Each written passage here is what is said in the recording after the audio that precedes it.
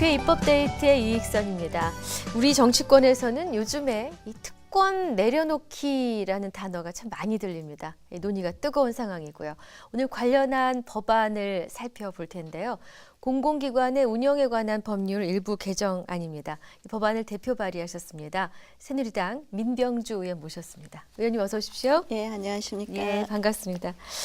의원님께서는 지난 19대 이 총선에서 새누리당 비례대표 1번으로 국회 입성하셨습니다. 네. 1번이 가는 의미를 국민 여러분들도 다들 이해하실 텐데 그만큼 중요한 또 중요한 역할을 해낼 만한 분이라고 인정받으셨기에 그러셨을 텐데 이 원자력 전문가로서 또 과학기술계 여성을 대표해서 이제 많은 일을 하셔야 되는데 어떻습니까? 지난 2년간 어떻게 잘 보내셨는지 막상 들어와 보니까 연구할 때보다 힘드셨는지 어떠셨는지 궁금합니다. 예, 처음에 제가 많이 들었던 얘기는 과학자 또 연구하던 사람이 정치를 어떻게 하지 하는 얘기를 상당히 많이 들었고 저 또한 많은 걱정은 했습니다. 네.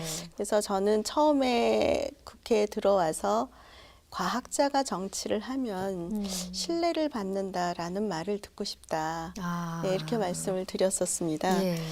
그동안은 이제 제가 과학계를 위해서는 가장 중요한 게 안정적인 연구 환경을 만들어주는 게 가장 중요하다라는 생각으로 그와 관련된 정책이라든가 입법 활동을 주로 해왔고요. 네. 두 번째 정치인으로서는 국회의원이 입법기관이라고 하지 않습니까? 네. 그래서 입법기관인 국회의원이 법을 만드는 사람으로서 법을 잘 지키지 않으면 안 된다. 그래서 법을 잘 지키는 국회의원이 되고자 생각을 했고요. 그러한 초심을 잃지 않고 계속 노력하고 있습니다. 네. 과학자로서의 그 느낌을 가지고 안정적인 연구 환경을 위해서 애를 쓰시고 예. 또 모범적인 정치인이 되기 위해서 애를 쓰신 지난 예. 2년이었다. 근데 저는 안정적인 연구 환경을 말씀하시기에 그러면 지금까지는 그닥 안정적이지 않았을까라는 예. 그런 느낌이 살짝 들었는데 실제로 예. 그랬습니까? 사실은 이제 연구 환경을 네. 보면 처음에 이제 우리나라가 아무것도 없을 때 네. 과학기술을 통해서 산업 발전도 하고 경제 발전도 하기 위해서 연구하는 사람, 과학자를 사실은 우대하는 정책이 많았습니다. 네. 그런데 이제 우리가 사회가 발전이 되면서 또 기업은 기업의 역할, 정부는 정부의 역할, 그러다 보니까 과학기술자들이 하는 역할들이 많은 사람들하고 나누게 되었죠. 예. 그러다 보니까 이제 연구자로서 해야 되는 그런 연구 환경에 대한 이해가 조금 부족한 부분이 있지 않았나. 그랬군요. 회사하고 연구소는 다른데 네. 또 대학하고 연구소는 다른데 네. 이런 부분들이 같이 엉켜 있는 그런 부분이 있었습니다. 그래서 그런 부분을 좀 이렇게 제대로 연구할 수 있는 그런 환경을 만들어주는 게 중요하다라는 네. 생각을 갖고 있고요. 그러셨군요. 특히 과학기술 쪽 연구하는 사람들 입장에서는 자율적인 연구 환경이 굉장히 중요합니다. 그래서 이 자율적인 연구 환경이라는 거는 상호 간의 신뢰를 바탕으로 하지 않으면 안 되기 때문에 이런 상호 간의 신뢰, 그래서 투명성, 책임성, 윤리성 이런 네. 부분이 강조되는 그런 시대라고 생각합니다. 그러셨군요. 자, 이제 오늘 이야기를 해봐야 될 텐데 그 전에 저 의원님께서 휴직 중이시던 한국원자력연구소 연구원직을 사직하셨어요. 네. 20여 년이나 일을 하셨는데 네. 이런 결단을 하시게 된 배경이 궁금합니다. 네. 22년 만에 이제 제가 사표를 내게 됐는데요. 네. 제가 1991년에 한국원자력연구소를 들어갔을 때는 이 정치 쪽의 생각은 못하고 연구만 충실히 하겠다라는 생각으로 쭉 활동을 해왔었는데요. 네. 국회의원이 된 이후에 작년에 아시다시피 국회의원 겸직 금지법이라고 일컬어지는 국회법이 작년 7월 달에 통과가 됐습니다. 네.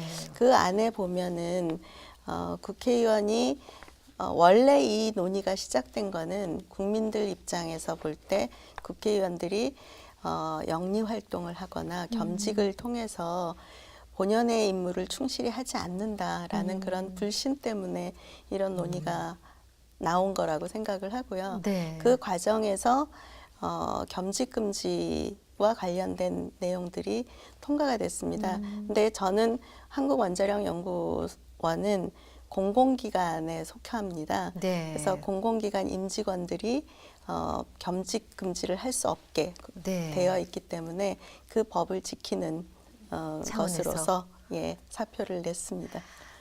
명분은 충분합니다만 개인적인 마음 속에서는 서운함이 많으셨겠어요. 네. 예, 자, 특권 내려놓기 법과 관련된 법안이라서 이제 결국 이게 연장선상에 있는데요. 예.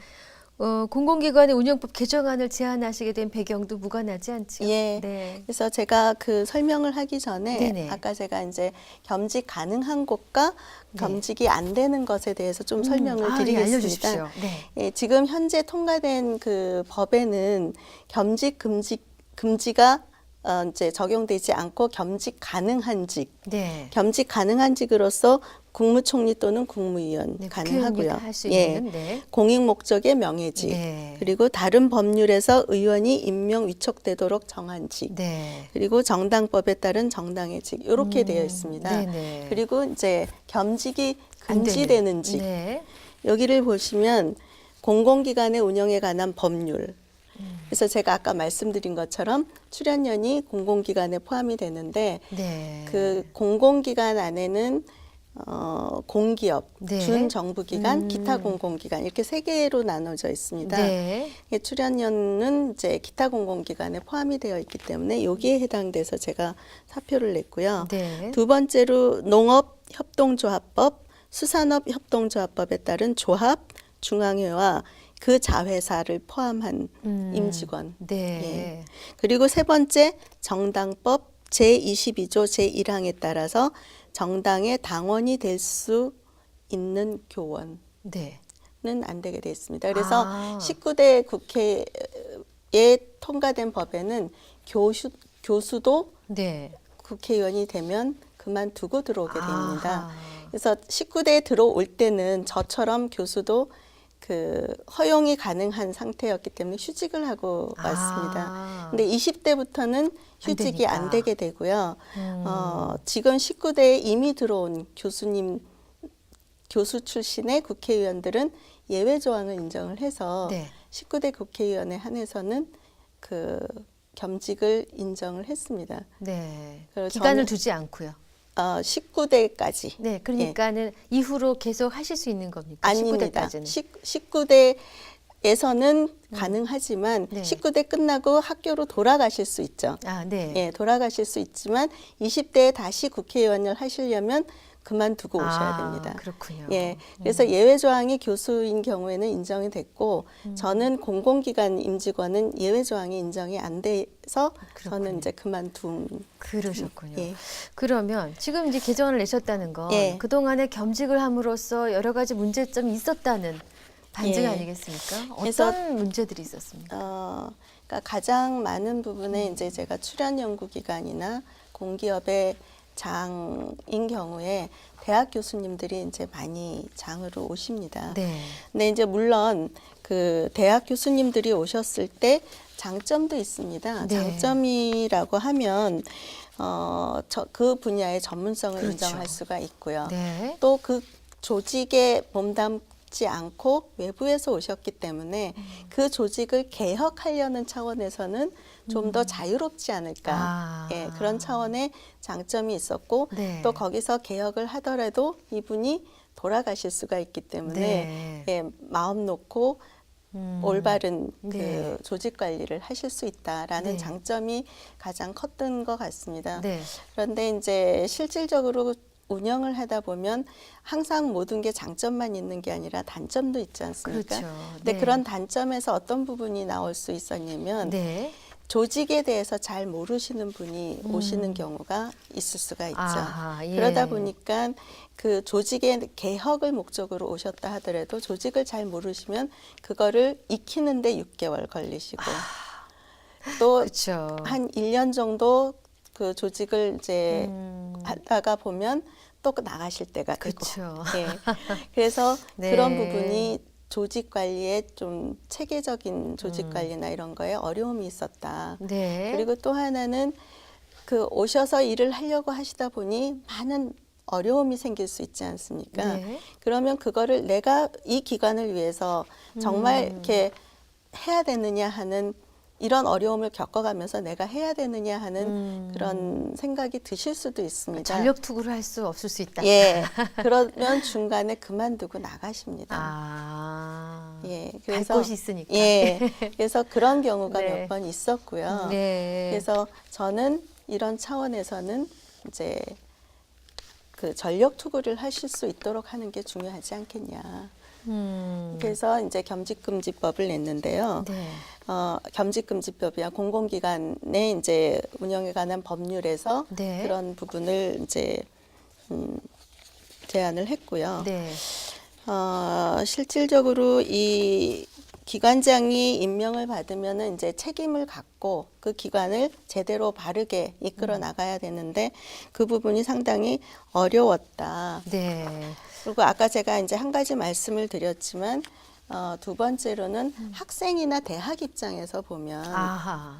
이제 제가 첫 번째 말씀드린 거는 그 기관의 입장에서 봤고 네. 두 번째는 대학이나 학생의 입장에서 보게 되면 네. 이 대학이나 학생의 경우에 이 훌륭하신 교수님의 전문성이나 그런 강의를 듣기 위해서 갔는데 그렇죠. 교수님이 휴직을 하시고 다른 데 가셔버리면 그 강의는 시간 강사나 다른 분이 그렇죠. 강의를 하시게 되고 그렇죠. 또 석사 과정이나 박사 과정에 있는 대학원생들은 논문 지도나 이런 지도를 받는 데 있어서도 어려움이 생기죠. 생길 수 있겠죠. 예. 그래서 이거는 그 공공기관에 대한 부분뿐만 아니라 대학교나 또 학생의 입장에서도 그 어려움이 있다라는 게 이제 두 번째 말씀드리는 거고요. 네. 마지막으로는 이제 형평성 문제가 있습니다. 네. 그 일반적으로 그 출연연이나 이런 데 오시는 분들의 경우는 휴직을 하고 대학에서 오시지만 네. 출연연에 근무하는 사람이 기관장이 될 경우에는 사표를 내게 돼 있습니다. 아, 이 형평성에 문제가 있었군요. 예, 그래서 아. 똑같이 그러니까 사표를 내는 이유는 전념하고 네. 그 조직을 위해서 제대로 그 관리를 하라는 측면이 있기 때문에 네. 대학 교수도 그런 측면에서 형평성의 문제가 있지 않느냐라는 네. 이 세 가지 말씀입니다. 그렇군요. 사실 이제 그 다음 질문이 그러면 그동안 왜 겸직을 허용해 왔습니까라는 질문이었는데 아까 잠깐 말씀해 주셨어요. 예, 좋은 전문성을 살릴 수도 있고 예. 또 개혁이나 개혁을 혁신을 자유롭게 하는데. 할 수 있는 그런 장점 때문에 그렇죠. 허용해 왔는데 예. 막상 하고 보니까 이러이러한 어려움이 있더라. 그렇죠. 이 개정안의 배경이 될 텐데. 네. 그럼 겸직이 허용되었던 이 공공기관들 주로 어떤 기관들이 여기에 해당이 됐습니까?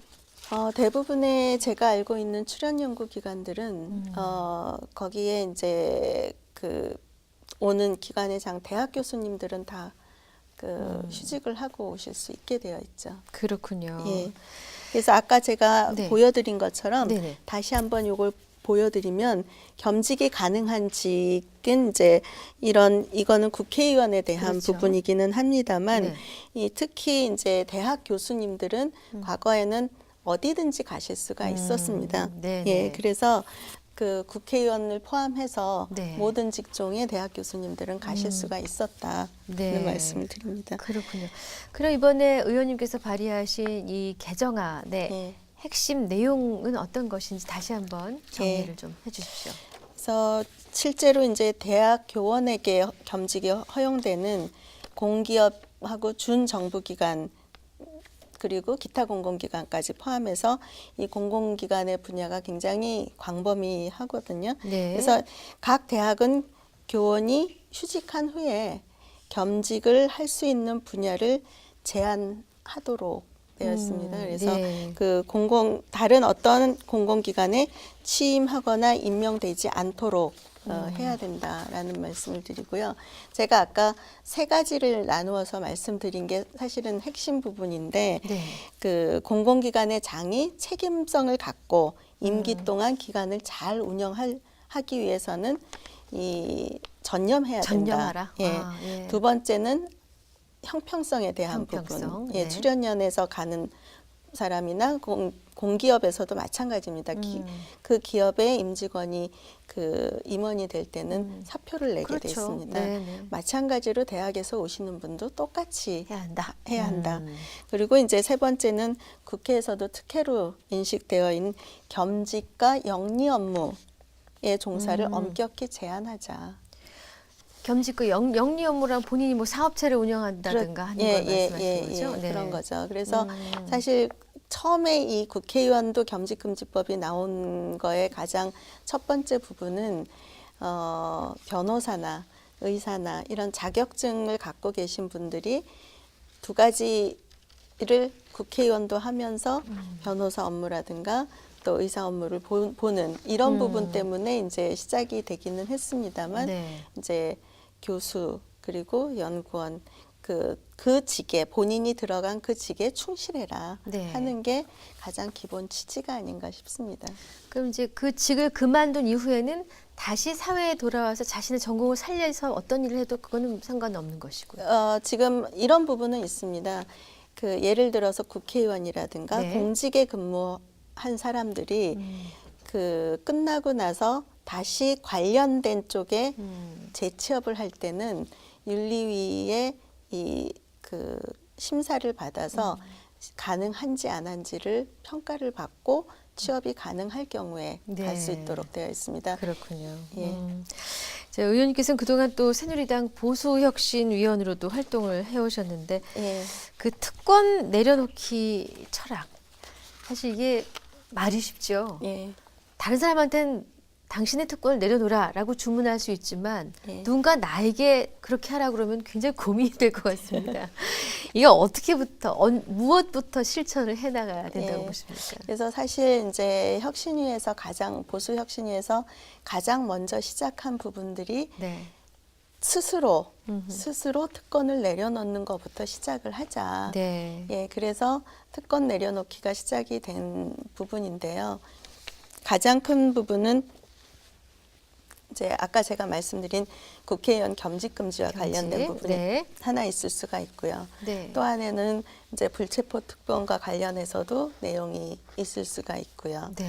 그리고 이제 세비와 관련해서 가장 논란이 많은 그 부분인데 국민 여러분들이 굉장히 예민한 거 굉장히 아시죠? 예민하더라고요. 예. 근데 사실은 이 국민들이 국회의원 세비를 받지 말라는 게 마음이라기보다는 네. 늘상 싸우고 일은 안 하고 도대체 정치를 제대로 해서 국민들이 잘 살 수 있게 행복하게 만들어줘야 되는데 그러지 않고 맨날 싸우고 이념 논쟁하고 하는 거를 보니 국민들이 화가 나신 거라고 네. 생각을 하거든요. 네. 그래서 저희는 국회가 네. 예측 가능한 국회가 돼서 국민들이 싸우더라도 국민들이 이렇게 걱정하지 않도록 그 논쟁을 국회에서 논쟁을 해서 네. 바람직하고 합리적인 그런 그 합의점을 찾아가는 게 사실 국회의원들이 해야 될 일이라고 생각을 하거든요. 네. 그런 차원에서 그걸 안 하는 경우에는 그 부분에 대한 세비를 깎자. 네. 예, 이런 얘기가 이제 혁신위에서는 나왔습니다. 그래서 제가 가장 혁신위에서 얘기를 많이 하고 강조한 부분을 얼마 전에 국회의장님께서 국회 운영위에다가 제안을 하셨던데 네. 뭐 일주일간에 며칠은 본회의, 며칠은 상임위 해서 이런 예측 가능한 그런 회의를 네. 하면 다른 일정이나 이런 부분도 항상 준비를 할 수가 있지 않습니까? 아, 그럼요. 예. 그렇죠. 근데 국회의원을 하다 보니까 약속을 하기가 참 어렵더라고요. 네. 그래서 이런 행사를 같이 하겠다. 이런 내용의 토론회를 하겠다. 네. 뭐 세미나를 하겠다. 약속을 해놓고 네. 갑자기 회의가 잡히면 네. 못 가게 되거나 참석을 했다가 그냥 바로 일어나게 되거나 네. 이런 상황이 벌어지니까 네. 국민의 입장에서 보면은 약속을 안 지키는 거 아니야, 관심이 없는 거 아니야 이렇게 오해하실 수 있을 것 같더라고요. 저 입법 데이트에 나오기로 하셨다가 못 오시는 의원님도 계셔서 예, 좀 서운한 적이 있었는데 예. 그게 그렇게 일정이 그렇죠. 변수가 많았군요. 변수가 워낙 많다 보니까 예측 가능한 국회가 되면 네. 그런 약속을 지킬 수 있지 않을까 싶습니다. 네. 자, 의원님은 이제 비례대표로서 국회에 입성하셨습니다마는 그 대전 유성구 당협위원장으로서 또 지역 의정 활동에도 공을 들이신다는 말씀 네. 들었습니다. 지역 의정 활동과 더불어서 새로운 입법 계획이 있으시면 미래에 대한 계획을 좀 말씀해 주십시오. 예. 제가 이제 비례대표로 국회에 오고서는 비례대표만 하고 그만둘 것인지 앞으로 계속 국회의원을 더 할 것인지에 대한 네. 고민은 있었습니다. 네. 그런데 이제 과학계를 대표해서 국회에 와서 일을 하다 보니 이 과학계를 위한 일도 중요하지만 국민들이 과학을 통해서 안전하고 행복한 사회를 만드는데 제가 기여를 할 부분이 상당히 있어 보이더라고요. 네. 그렇게 생각하고 있었는데 대전 유성구가 대덕연구단지가 다 있는 곳이 유성구입니다. 그렇죠. 대덕구가 네. 아니고. 네. 그래서 그 유성구에 그 과학계를 대표해서 국회에 간 사람이 관심을 갖고 더 발전을 하게 하면 네. 이런 가교 역할을 할 수 있겠다라는 생각을 하게 돼서 네. 유성구에서 지금 열심히 활동을 하고 있고요. 네. 그런 차원에서 이제 입법 활동도 과거에는 그 과학과 관련된 입법 활동이 주였다면 네. 과학이나 원자력과 관련된 게 주였다면 네. 지금은 그 외에 동물보호법이라든가 아. 아니면은 국회 선진화법과 관련된 네. 내용이라든가 이런 다양한 분야의 또 집시법이라고 일컬어지는 그런 집시법이라든가 이런 네. 부분들을 개정해서 사회가 안전하고 행복한 사회가 되고 모두가 그 마음 놓고 네. 살 수 있는 지속 가능한 나라를 만드는데 네. 역할을 다 하고 싶어서 준비를 하고 있습니다. 네. 이제 문과 계통으로 이제 국회에 입성하신 분들도 많으시지 않습니까? 예. 사실 이제 이과나 과학 마인드를 가진 분들이 입성하시면서 좀 균형을 이루고 예. 다양한 변화나 다양한 정책을 입안하실 수 있다는 데는 힘이 실릴 것 같습니다. 아유, 네. 감사합니다. 의원님 오늘 나와주셔서 감사합니다. 예, 고맙습니다. 국회 입법데이트 오늘은 새누리당 민병조 의원과 함께한 시간이었습니다. 시청해주신 여러분 고맙습니다.